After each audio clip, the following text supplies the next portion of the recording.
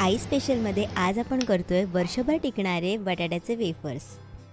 इथे मी बटाटे घेतलेत, मी क्वांटिटी कमी घेतली आहे, तुम्ही तुमच्या अकॉर्डिंग क्वांटिटी वाढवू शकता। आपल्याला हे डायरेक्ट स्लायसरमधून बारीक करून घ्यायचे आहेत आणि पाण्यातच डायरेक्टली टाकायचे आहेत। आता 3 ते 4 पाण्यात यांना व्यवस्थित धुवून घ्यायचे आहेत, जेणेकरून आपले बटाटे नंतर पांढर शुभ्र दिसतील। आता ह्यात मी तुरटी फिरवते आहे।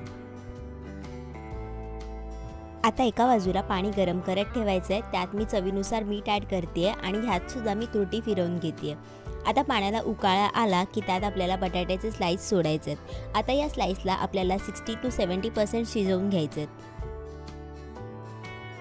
तुम्ही हाताने तोडून बघू शकता, जर बटाट्याचे स्लाइस लगेच तुटत असेल तर त्याच क्षणी तुम्हाला गॅस बंद करायचा आहे। आता यातलं पाणी वेगळं करून घ्यायचं आहे। तुम्ही यांना घरातच वाळवू शकता, तुम्ही एका कापडवर सुद्धा हे सुकवू शकता, जेणेकरून पाणी ॲब्झॉर्ब होईल आणि हे खूप चांगल्या प्रकारे सुकतील। आता यांना सुकायला 1 ते 2 दिवस जातात आणि सुकल्यावर हे काही असे दिसतात।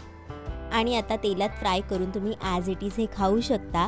आणि हो, हे वर्षभर टिकतात। सो यांना एअरटाईट कंटेनरमध्ये किंवा एका चांगल्या पिशवीमध्ये बांधून ठेवा, सो जेणेकरून यांना एअर एक्सपोजर होणार नाही आणि हे चांगले व्यवस्थित टिकून राहतील।